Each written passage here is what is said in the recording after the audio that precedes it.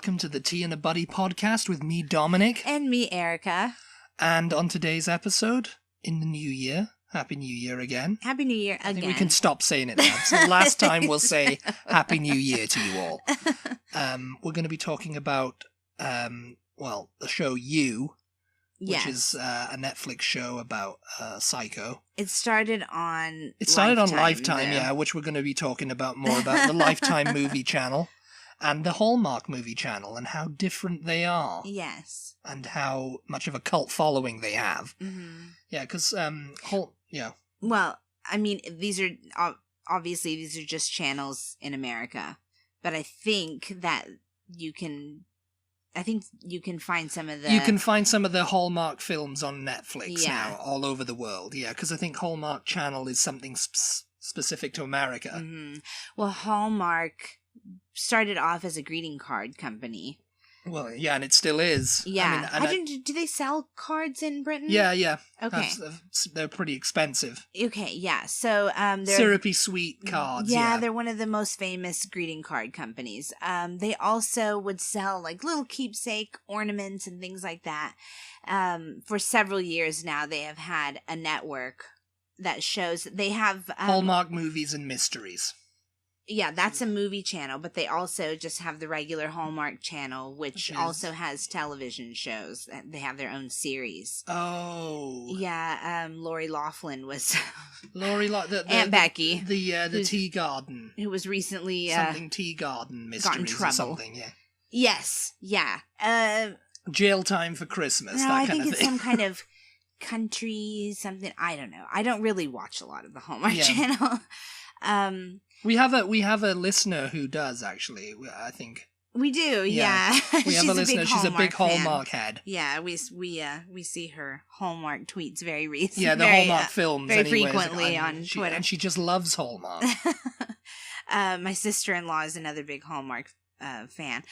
But so you have the Hallmark channel in America. That's syrupy sweet, as you said before. Hallmark movies. Yeah. And mysteries. Yeah. And then sort of the antithesis of that channel, which I think existed before the Hallmark channel. I can remember it going back longer than the Hallmark channel anyway.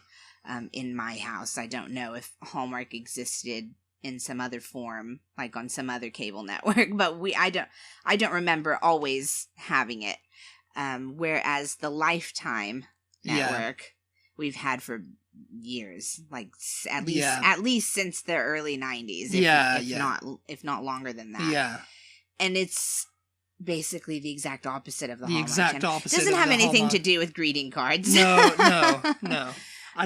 They might actually be owned by the same company. I don't know, because the funny thing... A lot of people say it's the same company and they're just doing it. Well, I don't know if they have anything to do with one another, but a lot of the same actors and actresses are in the same films. So on Danica McCallum plays in Lifetime, and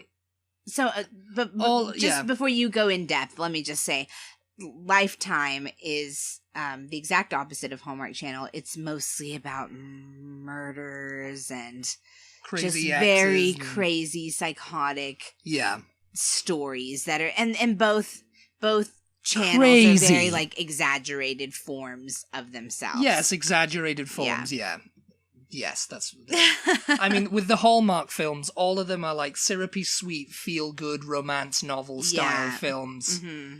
Which take their cues from, like, the plots of It's a Wonderful Life and A Christmas Carol. Yeah. Yeah. And their most popular films are the ones set at Christmas time, and they usually involve a monarchy theme. And they have mystery movies, too. And they do, as you said, they prefer to use, like, a small pool of actresses as the lead role. Yeah. And Lacey Chabert, she's one who's a... Chabert, maybe? Yeah. Mm-hmm. Lacey Chabert is one of them who's appeared in loads. You'll see her in all pretty like 18 or 20 of them. She was in the television show Party of Five. I don't know if that came on in Britain. I don't know. No, I'd never heard of it. I think she was in Mean Girls too. She was the young sister in that show. Yeah. I think Was she in Mean Girls? I don't know. I think so. I think I saw that in her credits. Okay. I looked her up. Candace Cameron Bure. Yeah. Who was on Full House, which itself was like a Hallmark-type television show. Danica McKellar from The Wonder Years, who was Winnie in The Wonder Years. Yeah. She makes frequent appearances in them. And, of course, Lori Loughlin. So the mysteries... In Jail Time for Christmas. oh my God. So the mysteries portion Lori Loughlin was branch of Hallmark. No, Candace Cameron Bure is in that as like that. She's like something Tea Garden. I see. Tea Garden Mysteries. The Tea Garden Mysteries. Yeah, they're very like. Let me think. They're like Poirot. No, they're more like Columbo. They're not as intense even as Poirot or Columbo. No, the mysteries. Again, I'm saying this not having ever really sat down and watched them. No, I mean, I don't think I've ever really seen one of them. I think they're more like... I've seen the Christmas films, Jonathan Creek. Oh, yeah. Father Brown, much more gentle. light. Yes. Gentle, yes, yeah. Very gentle. Sunday night jobs. And I think they still have like a happy ending type, I don't think there's anything like, bad exists in Hallmark land. Someone stole... something from the garage sale and we must find them. It's very much like that kind of thing, Yes. Oh, someone stole the cookies from the bake sale. The joke is with these movies, there's 100 movies and only one plot line. Yeah. And it's girl meets boy.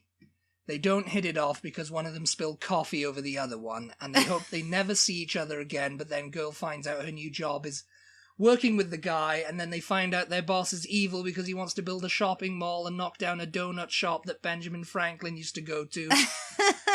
And they end up quitting the job and fighting the company, and along the way they fall in love and live happily ever after, and the final scene is them in the donut shop eating donuts. The end. It's that kind of thing. Yes. Really. Yeah. Yeah. And they do like a countdown to Christmas. I think that you just wrote a Hallmark. That was a Hallmark film. They're all predictable. You know what's going to happen. That's why people watch them. You know where you are with them. Yeah. You don't want to get into something that's like, oh, this could have a plot twist at the end. Imagine Hallmark started doing that. Everybody dies. It's like, oh, that's terrible.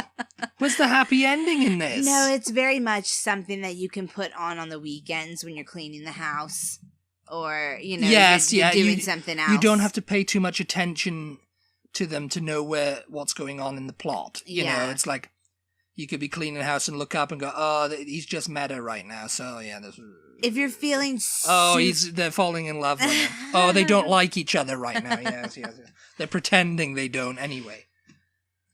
If you're feeling super depressed... You can put it on, and at least it'll make you laugh at how cheesy it is. Cheesy, yeah. At the very least. I mean, typical titles of... and another plot line of Hallmark films is girl meets boy, and boy is pretending not to be a prince of Genovia, or wherever he's from. It's like... Yeah. Because it'll be some made-up place, the Duke of Castleberry or whatever, typical tides, A Royal Christmas. Yeah.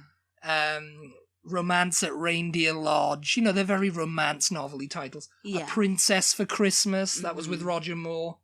A Christmas Melody with Mariah Carey. Do you remember that one? And The Most Wonderful Time of the Year with Henry Winkler. So she'll get a job... as a nanny in a castle in some made-up land and somewhere. She'll fall in love with the prince who's destined to be married to the evil princess. No, he's really grumpy. Birkenhausen. And he just hates everything. And it's because, I don't know, his wife died, 10 years ago. His wife died 10 years ago. And he's just been miserable ever since then. And she's got to, teach the little girl how to build a snowman, and he just comes out and says, no, this is the way we do it. And then they fall in love while they're building a snowman with his daughter, And she melts his frozen heart for Christmas. Yes, it's very, very, predictable and cheesy. Their holiday movies are super, super popular, yeah. They're super popular because that's when you kind of watch them, Yeah, that's the only time I can... A Princess for Christmas. That's the only time I can really stomach watching them, because you want a little bit of cheesiness at Christmas time, you know, so you don't mind it on. Plus, you've seen Home Alone a billion times. You've seen, you know, Elf and, Yeah. You know, it's like, I've never seen, what is it? I've never seen A Christmas Melody before. Let me turn that on and see how that goes, you know? Yeah. And it's Christmas like, oh, Melody. It's cheesy, but, you know, I'm baking Christmas. cookies anyway. I'm not paying that much attention, so it's okay, you know? Yes. But they come on year round. I think they're quite popular around Valentine's Day also, obviously. And then in the summertime, they show Christmas movies again. Christmas in July, they have this season of Christmas films. Yes, because people cannot wait until Christmas. Oh, it's been too long since Christmas, and we need a little Christmas. Need a little Christmas. Need a Merry Christmas. Yes. You know, but yes, Christmas in July is because they've got like 100 of these movies and they need to show them. Yeah. They've got like 200 movies that they cannot possibly show in their countdown to Christmas. Yeah. Plus they put out new ones at Christmas time. So. Yeah, I mean, they make new ones every year. They must be very easy to make. They must be like they're very formulaic. God, the fake snow. I'm so sorry if you're listening and you love Hallmark and you feel like we're ripping it. I'm really not. I mean, I don't have No, I mean, you know, Hallmark. they're kind of fun to watch and just kind of like make fun of, really, you know. They are though, you know, and people who love them make fun of them. I'm not talking like make fun of them in like really rip them, you know. The ones that are like supposed to be up in I don't know where, somewhere that's covered in snow in the winter, you know, and it's just very much Snowland. It's very obvious that it's like sheets of cotton on tops of the bushes and everything, and it looks really horrible, and you're just like, oh god, this is so cringy. And she drops her glove and he picks it up and everything's wonderful, you know. It's like, oh, I met this guy, but I don't like him. Yes. I much prefer the Lifetime network. Well, the Lifetime films, If I'm going to watch a cheesy movie, I'd rather someone be another cult following. Screaming, chasing some woman, chasing some woman down the street with a knife, you know. That, again, follows the 100 movies, one plot. Yeah, thing. oh, yeah. I mean, it's this time the plots are usually boy meets girl, boy falls in love with girl, finds out girl's a psycho, and she murders his entire family, and then she has a go at him, but is murdered by the guy's friend, who is usually a girl who's figured it all out. Who's figured it all out in the nick of time, and she hates the new girlfriend, and in the end they usually go and get donuts. And the guy seems unusually chipper for someone whose family was murdered by his crazy ex. At the end, they're all kind of like, yeah, that was close, wasn't it? Yeah, we almost died there, but you saved me, and I love you. Yes. And she's like, yeah, wait a minute, why are you depressed? Because she just murdered your whole family with a machine gun. They do always end with like an outdoor barbecue, and the birds are really it's only like a week later, 1 week later, you know, after the whole events, and they're just like, how you feeling? I'm feeling great. My family's dead. Even though everyone I know has been killed by that psychopath. And they never had life insurance, so, you know, I don't have any money, but here we are at a barbecue. I'm still here. We must be thankful for small mercies. and then it'll cut to like the grave of the psycho, and then, a hand comes up. It was some kind of like thing like that. Typical titles of that: My Crazy Ex. Oh yeah. I Dated a Psycho. Love You to Death. And these are true titles. These are right? true titles. Yeah. Granny's Home, which sounds even more ominous than the last three. Oh no. Death of a Cheerleader, which you were watching the other day. Well, go ahead and continue. And A Deadly Adoption, which is the one that Will Ferrell and Kristen Wiig were in. Yeah. Which was, everybody thought was a parody, and they said it wasn't, but it actually was. Yeah. They said, it's like, it was just but it wasn't. Take of the movies, Yeah, because they play, Will Ferrell and Kristen Wiig obviously they played it so comedic. Dead straight. Yeah, they're comedic actors, and big time stuff. They did this Lifetime movie, a deadly adoption, just like anybody else would do a Lifetime movie. They played it completely straight, but you're just watching them because they're two comedic actors And you're waiting for a punchline. You're waiting for something just like over the top crazy to happen, which it's Lifetime, so it's going to anyway. But it's just like you're just kind of dying laughing the whole time because it's so bizarre. But really, if they were other actors, you'd be watching it like any other normal Lifetime movie and not laughing. And you'd just be like, oh, what's going to happen? What's she going to do now? Oh, she's a bad one. But with them, they're comedic actors. And they did this to like, you know, because it was like it was the 25th anniversary of Lifetime, I think, when they did it. Apparently in Hollywood, like...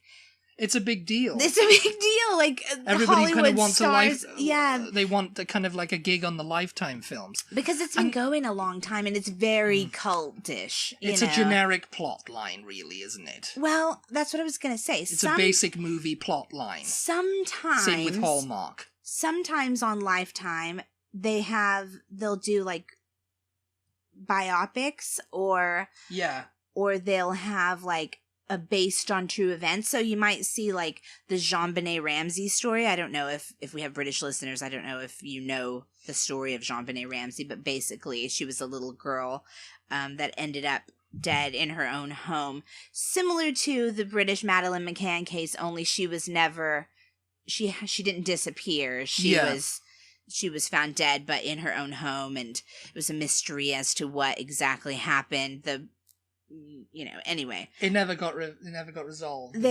No. And so sometimes they'll do stories like that. They'll do maybe like the Elizabeth Taylor story, or things like that. Like they did one recently that was like Joan Crawford and Betty Davis, like their kind of rivalry. And they did that Liberace thing with Michael Douglas, I think, too, didn't they? Oh, I don't remember. Michael Douglas played Liberace or something? Possibly. Yeah. But yeah, so like the death of a cheerleader story, for instance, that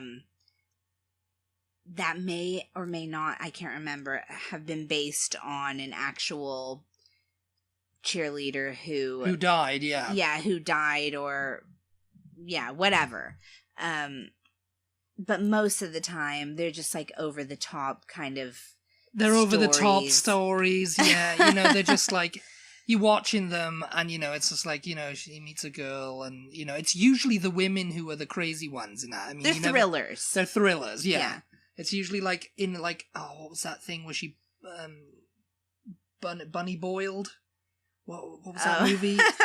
Yeah. Indecent Exposure? Indecent Exposure. I don't know. Yeah. Indecent Exposure. What was it? Indecent Proposal. Indecent Proposal. That's the one. Indecent Exposure, Indecent Proposal. They're the same thing, okay? Indecent Proposal, Disclosure, all that kind of Michael Douglas kind of thing. Yeah. Those early 90s Michael Douglas thrillers where sometimes the woman's in love with him and she's a psychopath. Yeah.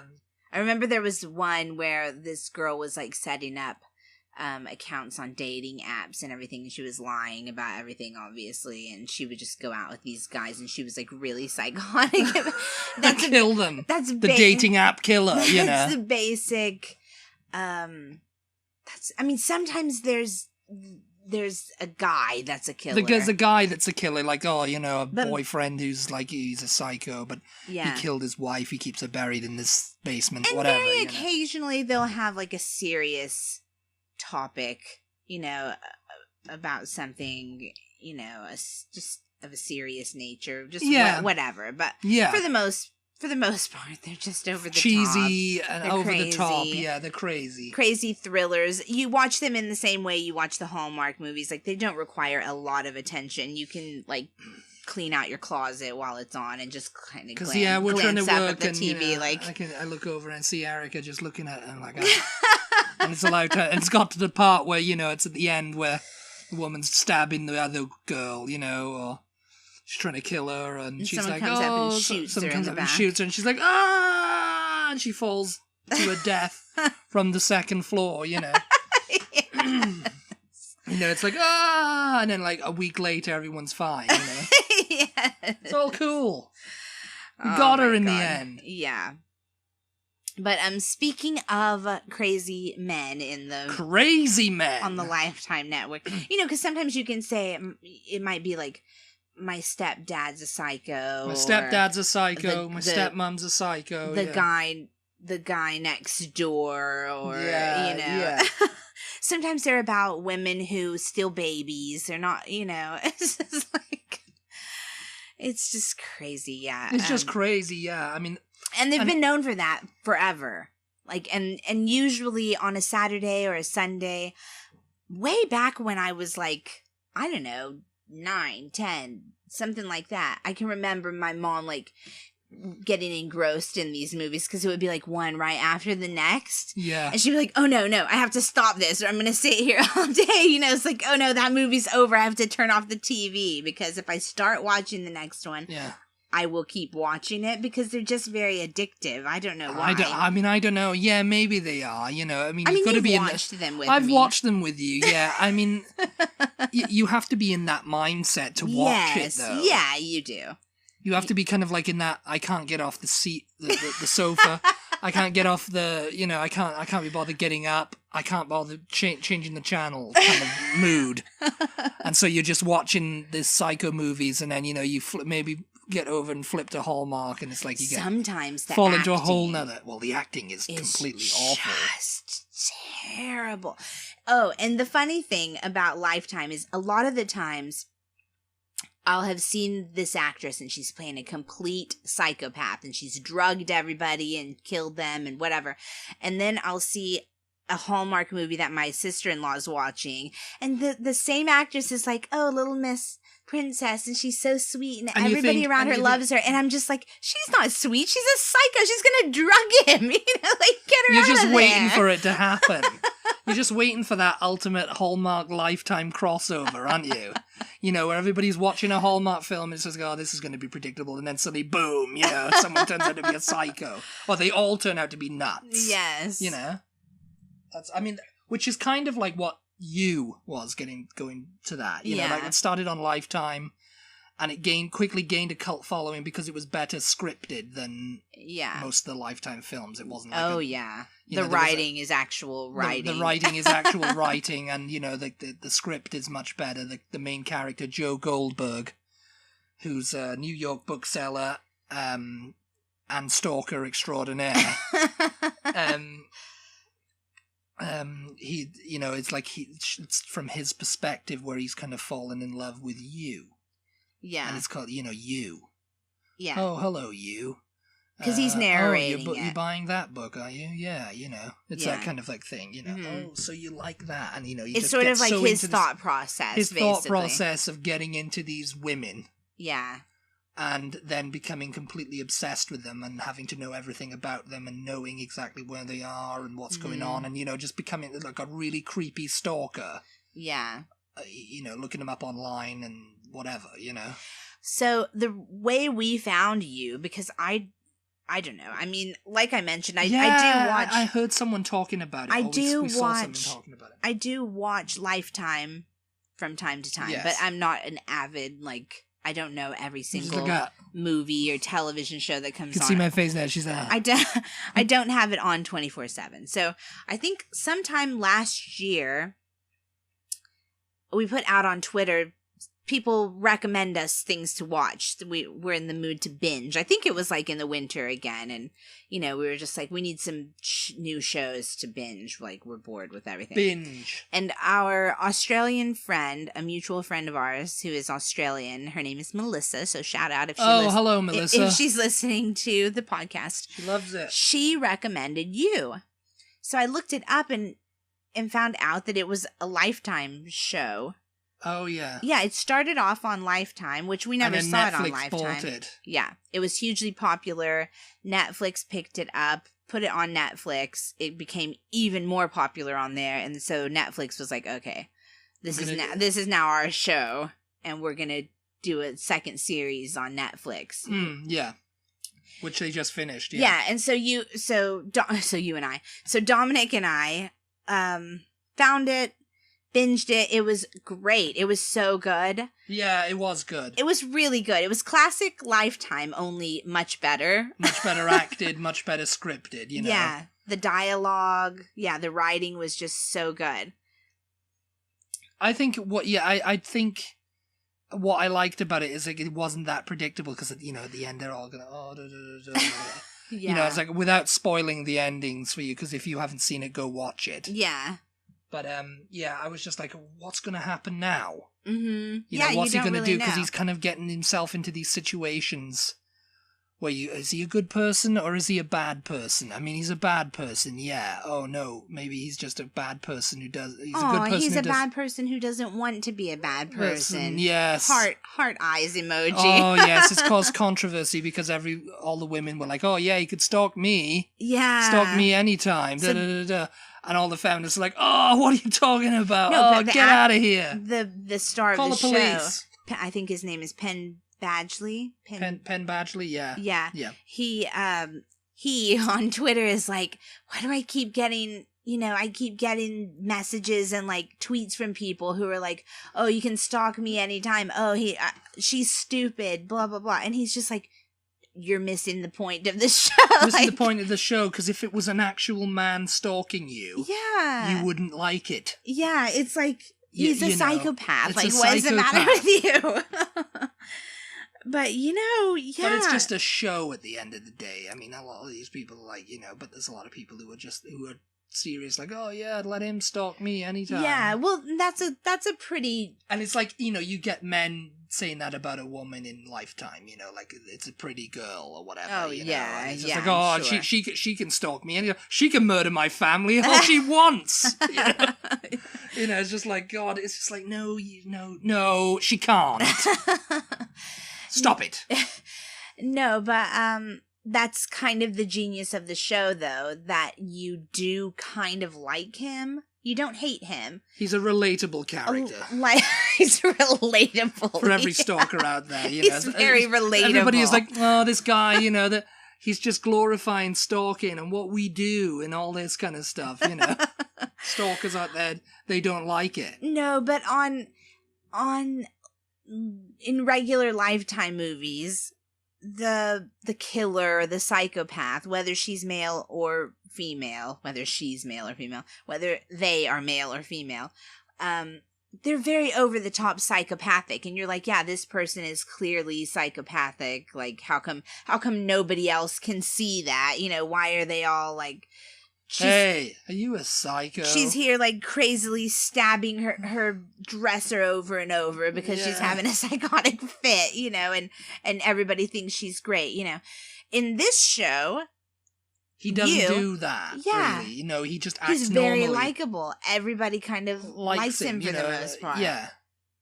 Yeah. You like him. Even when he's saying kind of crazy things, you like him and you think, well, he's just doing that because he loves her or whatever. He just loves her, bless his heart. The second series, without spoiling it for you, because like Dominic said, if you haven't seen it, we do recommend it. Recommending for you now. The second series, he's not, I don't know, it's a bit more... Lifetime-ish. Yeah, not in that it's any worse. Yeah. I do think the first series was probably better maybe. Yeah, in some aspects. Yeah, but the second season does become a bit more Lifetime-ish, a bit more recognizable as something from the Lifetime Network, even though it's not on the Lifetime Network anymore. But yeah, that's all I'll say. I mean, it's very difficult to talk about something without ruining it. Well, yes, I mean, that's why, we talked about Lifetime and Hallmark and stuff, But I think that's all we can say. Yeah, I think so. Yeah, it's probably a pretty good place to wrap it up. If you have not seen the show, and you do go check it out after you've listened to this podcast, let us know on social media what you think. Yeah. Let us know if you liked it. You can DM us on Instagram or something like that. And let us know. We'll chat about it with you because... We just love chatting about things. We just love talking. We get excited about shows that we're interested in. And it's definitely an interesting show. So. Yep. But yeah, as always, thank you so much for listening. We really appreciate it. Obviously, if you weren't listening, we wouldn't do this. So thank you for listening. Thank you for listening, everybody. Yes. If you'd like to support us, there is no better way to support us than to share our podcast with everyone you know. Just recommend us. Twitter, Instagram, Facebook. Tell all your friends. Tell all your friends. And we'll talk to you next time. We'll talk to you next time. Bye. Bye.